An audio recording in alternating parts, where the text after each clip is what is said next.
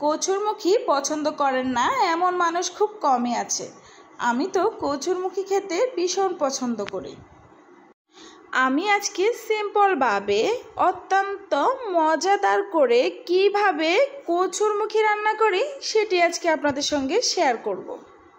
আমি এখানে 1 কেজি কচুরমুখী কেটে নিয়েছি, খুব বেশি পাতলা করিনি। আমার কাছে একটু মোটা করে কচুরমুখী রান্না করলে অনেক বেশি ভালো লাগে। এরপর নিয়ে নিয়েছি 4টা রুই মাছের মাথা। আজকে আমি রুই মাছের মাথা দিয়েই কচুরমুখী রেসিপিটি তৈরি করব। মাছের মাথাগুলোতে ভালো করে লবণ হলুদ মাখিয়ে নেব। আমাদের এদিকে কিন্তু কচুরমুখী বলে কেউ চিনে না, সবাই কচুর ছড়া বলে থাকে। ভালোভাবে লবণ হলুদ মাখানো হয়ে গেলে আমি এখন মাছগুলো হালকা করে ভেজে নেব। কচুরমুখী অনেকভাবে রান্না করা যায়। আমি আজকে যেইভাবে রান্না করি এইভাবে কিন্তু অনেক বেশি মজা হয়। অনেকেই মনে করে ইলিশ মাছ আর চিংড়ি মাছ ছাড়া কচুরমুখী রান্না মজাই হয় না, কিন্তু না, এইভাবে রান্না করে একবার বাসায় খেয়ে দেখবেন, এত মজার হয়।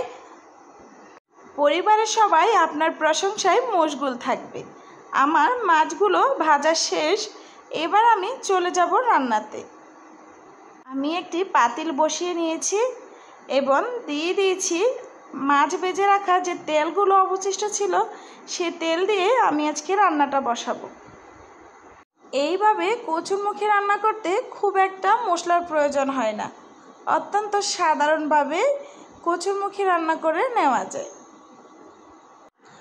পেঁয়াজগুলো ভাজা হয়ে গেলে আমি দিয়ে দিচ্ছি রসুন বাটা। তবে কচু বা কচুর লতি যাই রান্না করেন না কেন রসুনের পরিমাণ একটু বাড়িয়ে দিবেন, এতে করে গলা ধরার সম্ভাবনা খুবই কম থাকে। এরপর দিয়ে দিয়েছি সামান্য জিরা বাটা। ভালো করে সবগুলো মশলা একসাথে ভেজে নেব। রান্না করার ক্ষেত্রে যা রান্না করেন না কেন মশলাগুলো কিন্তু ভালো করে ভেজে নিতে হয়, এতে করে মশলার যে কাঁচা স্মেল থাকে সেই স্মেলটা আর আসে না। এরপর আপনারা আপনাদের প্রয়োজন মতো হলুদ মরিচ দিয়ে নেবেন। তারপর দিয়ে দিব পানি দেওয়ার পর মশলাগুলো ভালো করে নেড়ে ছেড়ে বলক আসা পর্যন্ত অপেক্ষা করব। এরপর দিয়ে দিব ভেজে রাখা মাছের মাথাগুলো। একে একে সবগুলো মাছের মাথা দিয়ে দিয়েছি। এরপর হালকা করে একটু নেড়ে ছেড়ে ঢেকে রাখবো।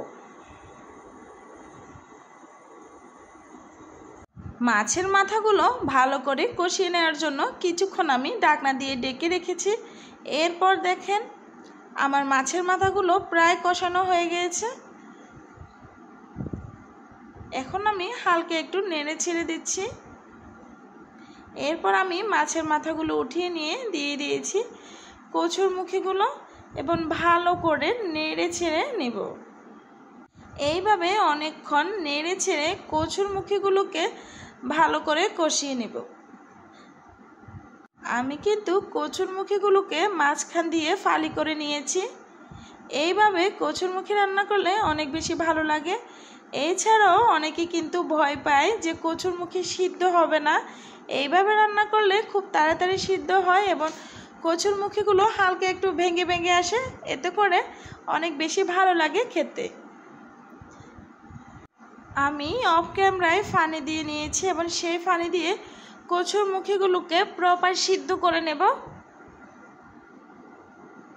কচুরমুখী রান্না করলে একটু রসুনের পরিমাণ বাড়িয়ে দিলে গলা ধরার সম্ভাবনা খুব কম থাকে।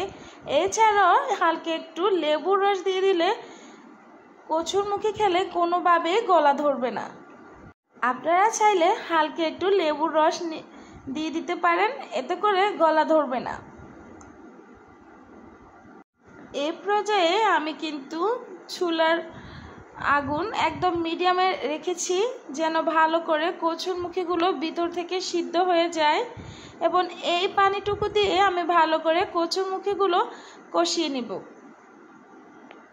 আমি একটি কচুরমুখী ভেঙে দেখেছি, আমার কচুরমুখী প্রায় 80% সিদ্ধ হয়ে গেছে।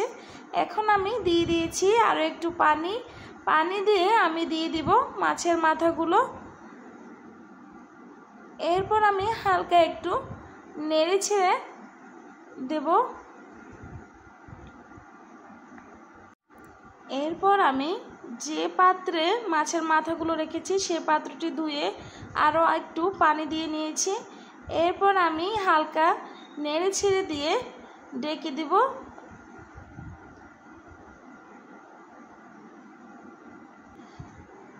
ডেকে দিয়েও কিছুক্ষণ পর পর আমি এসে দেখে যাচ্ছি।